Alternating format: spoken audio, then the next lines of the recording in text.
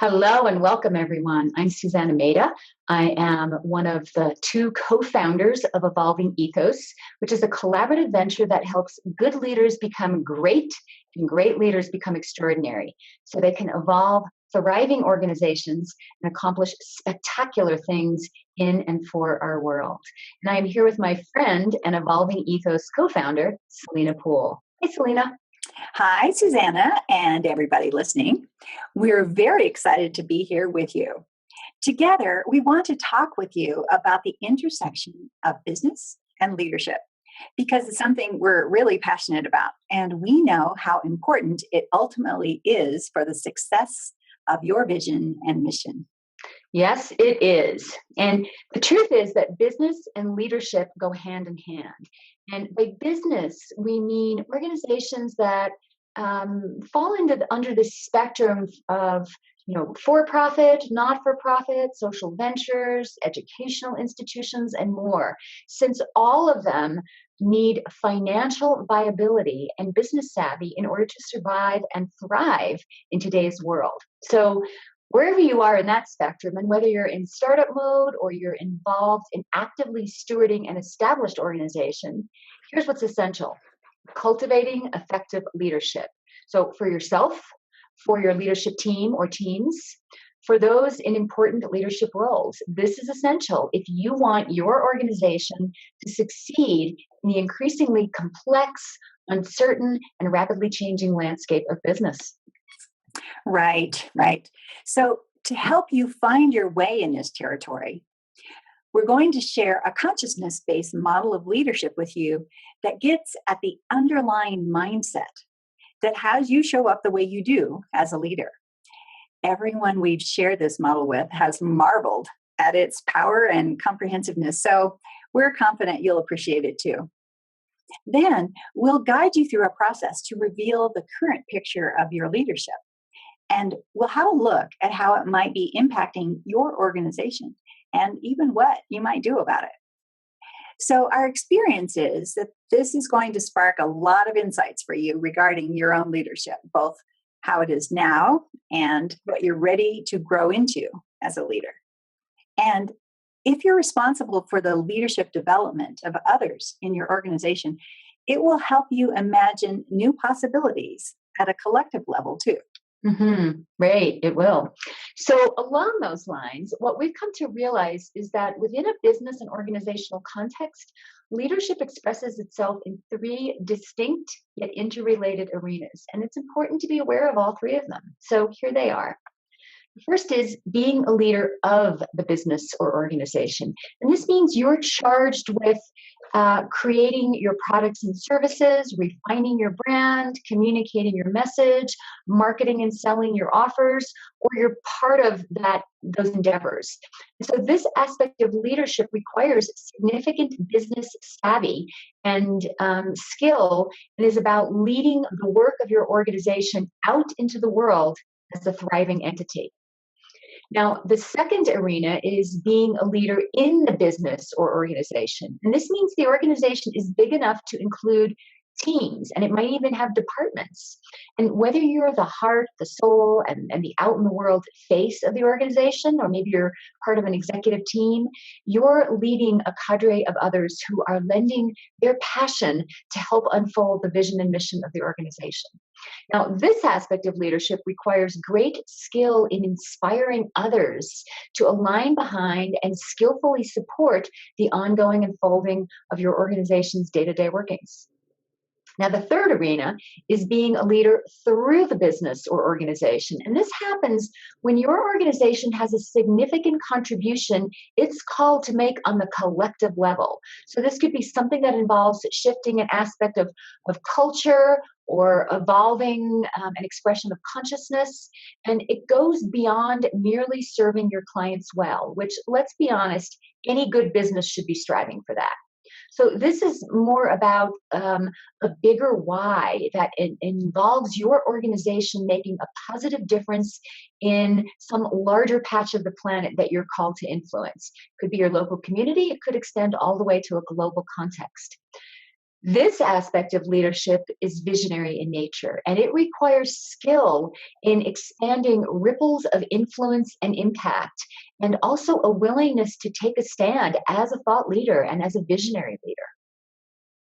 Now, leading a successful, impactful, and financially flourishing organization in any of these ways requires leadership skills that go beyond business acumen. And that's especially important because today's business environment is getting increasingly complex. And it's changing constantly, and the pace of change is accelerating. So, what used to work, maybe even just last year, often doesn't work as well now, and it may not even work at all. And you've probably noticed some expression of this in your own organization, perhaps in your field, and you may not know how to respond to it. So, to stay afloat in that chaotic whitewater, it's vital to develop your leadership so you can artfully navigate the ongoing challenges that you and your organization face, both now and moving forward into the future. So you can think of that as your personal leadership agenda, and it's something you really need to prioritize. Yes, yeah, it definitely is. And yet, unfortunately, many of the current approaches to leadership development are just simply not up to the challenge because the field of leadership development is a collection of very good models, very good theory and research, but it's just not integrated. So this leads to a piecemeal approach that overall has a poor track record, like the parable of the blind man describing the elephant. Each perspective is true, and yet each is incomplete. So, we'd like to share with you an integrated approach to leadership that comes from our friends at the Leadership Circle. Now, it's inspired by their rather insatiable curiosity, and they spent 30 years integrating the fragmented field of leadership models and theories and researches, and eventually they developed what they call a universal model of leadership. And that's what we'd like to share with you because it's both complex enough and elegant enough to take on this challenging task of developing yourself as a highly effective leader in whatever business context you find yourself. Yeah. And I just got to say, anyone who spends 3 decades thoughtfully developing a model of leadership, they have my attention and they have my respect. So here's a snapshot of the model, and you'll see it's represented as a circle, which is a universal symbol of wholeness. And the circle has a vertical and a horizontal axis, and that divides it into 4 quadrants. And the vertical axis reflects the stage of a leader's development, like their state of mind, how mature their inner game is. And this significantly impacts the effectiveness of their actual leadership. We used to think that when you arrived at adulthood, you were all grown up and there was no further development available to you. But fortunately, we've come to realize that adults can continue to grow their consciousness throughout their lifetime if they choose to. So these progressive stages of adult development are really the backbone of this model, with the reactive stage being actually let's actually go back to that other slide, Selena. Yeah, there. The reactive stage is in the lower half of the circle, and that's a stage of adult development. And then the creative stage, the upper half, which is in blue, is a more developed stage. Now, there are stages of development that precede the reactive, going back to this slide. These are the stages there's childhood and adolescence, which you don't see on this image. But you see it starts at the bottom with the egoic stage of development. And there's something like less than 5% of adults are in that stage. And then you can see there are others beyond creative. There's integral, there's unitive. But since about 75% of modern adults are either solidly in the reactive stage or they're in the reactive and they're moving towards the creative, those are the 2 stages that are relevant to us and that this model focuses on. You can see that circle is kind of parked right over them. So we're going to have a look at them. Do you want to get us started with that, Selena? Sure. So, in the reactive stage of development, which is in that lower half of the circle, this is where expectations define us, or external expectations. We shape ourselves into what we've been socialized to believe is good, right, and valuable. So, looking at this slide, you can see that the loop we get into when we unconsciously react to anything that challenges those unspoken beliefs and assumptions and appears to threaten our identity. So here's the loop. You can follow along. So we encounter a problem or a threat, and it gets uncomfortable as some flavor of fear arises. Then we take action to reduce our anxiety, and that brings us back to a marginally comfortable status quo, something that we know and a place where we feel safe. But this is a play not to lose approach, and it leads to this oscillating pattern of performance, as you can see on this graph, and which never really creates great results because it's stuck within a narrow band of effectiveness, always going back and forth. With time, it creates a sense of limitation, powerlessness, and frustration, and ultimately it can lead to burnout and failure. So, in this reactive stage of development, primary motivators are things like avoiding fear or keeping the approval of others and staying safe. A leader with this state of mind tends to make overly cautious decisions based on, their past conditioning and external expectations, no matter how irrelevant these are to present circumstances. So, since leadership is really about seeing new possibilities and creating future outcomes that really matter, especially in a fast-moving landscape, then making decisions based on old data is just not a recipe for success. Yeah, it's definitely not. Now, I think we should point out that this reactive style is how leadership has been done for a very long time, and it's how most of us have been taught when it comes to leadership. And so we just kind of all participate in this together and we reinforce it. Yeah. And in fact, this model is what supports the systems of hierarchy and patriarchy, which our world, fortunately, is increasingly moving away from towards partnership models of leaders instead. Yeah, and that's a great thing. Partnership models of leadership. Yes, it is. Now, before we go on, I want to acknowledge that there are gifts in the reactive structure of mind. So we're not proposing tossing out the baby with the bathwater, but instead we want to shift those gifts up into the creative so that you can be a choice with your behavior and how you show up, which makes you an even more effective leader. Yeah. So we're going to go deeper into that shortly. So we'll just set that aside for a moment. But first, let's contrast this to the creative stage of development, which is, remember, that's on the upper half of the circle, that circular model. So the creative stage moves towards positive outcomes instead of moving away from problems. And that distinction is really important. So the creative is self-authored and it knows how to dance between the exciting and sometimes edgy call of purpose and the very human need we all have for safety. Now, a leader with this state of mind is inspired by purpose and vision and fueled by passion. You can see that on this diagram. And from those places takes aligned action and becomes increasingly effective and able to create remarkable results. And you can see that in the upward curve. Effectiveness continually increases over time. Now, fear may still be present. We're still human, okay? But it doesn't reactively run the show, meaning that the leader is capable of accurately assessing the complexity of the current situation with real-time data, not data based on the past, and is willing to intentionally accept inherent risks and make wise decisions on behalf of a desired future. So the more creative and the less reactive a leader becomes, the more able they are to artfully lead in the increasingly complex realities of today's business world. Now, remember, the largest percentage of adults in our modern world fall in the reactive domain. So that's obviously going to adversely impact their leadership and sometimes very significantly adversely impact it. So that's the vertical axis of the model. Selena, you want to take us into the horizontal axis? Yeah, absolutely. So let's look here at the horizontal axis, which is defined by relationship on the left side and tasks or getting things done on the right side.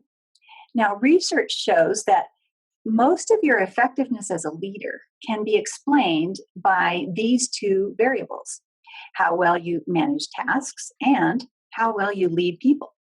So no other combination of variables better accounts for your effectiveness as a leader, and you definitely need both.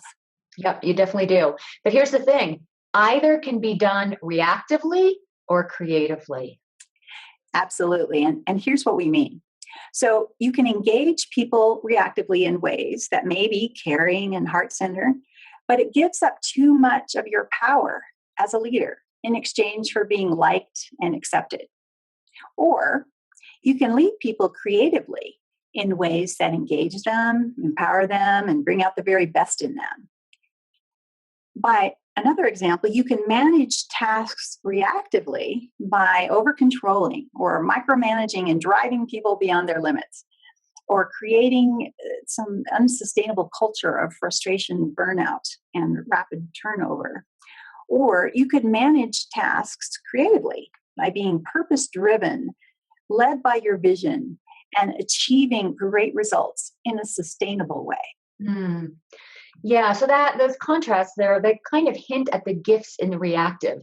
That you can have people-oriented gifts, or you can be talented in manifesting results, but not be using those gifts in the most creative and effective way. Yes, yes, that's an accurate perspective on it. The gifts in the reactive just need to be brought into the creative. Right. And that happens by developing your state of mind and evolving your level of consciousness. Right. So, to develop the kind of leadership that encompasses the full spectrum from relationship oriented to task oriented, and that is predominantly creative as opposed to reactive, this requires ongoing awareness of your own leadership, your current capacity, what your gifts are, where you tend to get tripped up, and where your most fruitful growth opportunities are. So, without that awareness, you're likely to hang out in the reactive zone much more than you would prefer, and then wonder why your business isn't thriving the way you desire. Right. And, if you hang out there long enough, you could find that you no longer have a business. Yeah, that's right. Yeah. So let's actually go deeper with this. So this next image that you're looking at, this is a visual of the Leadership Circle profile, which is a completed leadership 360 assessment that's designed to provide robust feedback to a leader on their effectiveness in relation to this universal model that we've been looking at. Now, we're not guiding you through a full assessment in this video because that would involve you taking a formal self-assessment and then asking 10 to 15 or even 20 people who know you in a leadership capacity to anonymously, take that assessment about you on your behalf. And there's also a fee for taking the formal assessment. So it's not part of this free video. So instead, we're giving you this visual because it adds considerable depth and detail to what we've been talking about. And because having it will help you make sense of your own informal leadership assessment if you decide to continue on and take that in the next video. It's also free, so it's there waiting for you. Yeah. So as you can see, this next image is divided into the two primary leadership domains, creative competencies on the top half and reactive styles or tendencies on the bottom. And here, just like the circular image we looked at previously, we're highlighting the creative competencies in this one. And those are 18 well-researched leadership competencies spanning the spectrum from relationships and leading people on the left side to tasks and getting things done on the right side. These 18 dimensions are named in the top half of the outer ring of the circle, which you can see there is highlighted in yellow. So a lot of research exists that shows these competencies correlate really strongly to leadership effectiveness and business performance. So if you care about the success of your business, which we assume you do, these are the areas that you will want to focus on when you're developing your leadership. Absolutely. Now, and just in case you're wondering, the inner circle, which you can see highlighted in blue, on the top half of the circle, it simply groups the 18 competencies into 5 categories. And they're shown in alternating orange and then pale blue slices. And they include relating over on the left side, then self-awareness, authenticity, systems awareness, and achieving. And you can see this on your own profile. So moving down to the bottom half of the circle, you'll notice that it mirrors this arrangement. And here you see the reactive tendencies that can significantly hinder expression of the creative competencies in your leadership. And they're essentially defensive behaviors or patterns in the human personality that arise at a very young age out of our need to survive, feel safe, and preserve our sense of identity. And I want to assure you that there's nothing wrong with them. They were brilliant developmental strategies and adaptations for our younger self. Brilliant. However, they can hobble us as adults and they can interfere with our leadership and the unfolding of our business. And they can thwart our thriving by keeping us locked in surviving. So looking at the inner circle in the bottom half, you can see there's in alternating shades of gray, there's 3 overall reactive types that comprise these 11 tendencies. So I want to just go through them. Over on the left, we're starting with complying. This is a reactive strategy of the heart, and it moves towards others. And protecting is in the middle. This is a reactive strategy of the mind, and it moves away from others. And then we have controlling, which is a reactive strategy of the will. And what it does is it moves against others. And so these reactive tendencies err on the side of caution and gaining the approval of others instead of creating results. Productive engagement is stifled in favor of protecting oneself. And an aggressive and controlling approach derails collaborative efforts, and it can ultimately degrade organizational culture. Now, not surprisingly, these self-limiting reactive tendencies show a strong inverse correlation to leadership effectiveness and business performance. So, said differently, if you're very reactive, chances are you're not a great leader and your organization is likely suffering for it.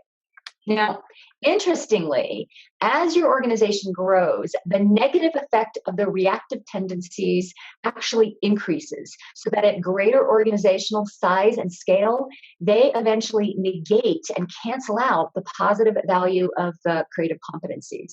And this suggests that while effective leadership is important at all stages of business growth, it becomes absolutely imperative as an organization becomes larger and more complex. So mediocre, reactive leadership simply doesn't cut it. No more. What we love about this integrated model, one of the many things that we love about this integrated model, is that it highlights where you're already skillful as a leader while easily identifying your key areas of growth opportunity. So it helps you appreciate the gifts in your reactive tendencies and understand them a little bit, so you can develop the capacity to use them more creatively, more powerfully. And because it reveals what we're calling your inner operating system, you get to see how your beliefs and assumptions give rise to both effective and ineffective leadership. And with that awareness comes the possibility of making different, more effective choices that will essentially upgrade your personal operating system and support you in becoming the kind of effective and even extraordinary leader your business needs you to be. So before we close, if you'd like a taste of the power and potency of the Leadership Circle Profile Assessment and an experience of what it can do for you and your organization's leadership, we invite you to continue on to our next video. In it, we'll guide you through an informal self-assessment for free. And the link for the next video is at the end of this one. Yeah, I heartily suggest you take advantage of that. So here's some closing thoughts for you. There's a purpose and a passion that informs you personally, and also a vision and mission to your organization that hopefully aligns with that purpose and passion. And this is what called you into business, whether as the founder or as a member of a leadership team. And your organization needs you to become the leader who can skillfully guide it through the challenges it faces, both now and in the future, because things are only going to get wilder and crazier in the marketplace.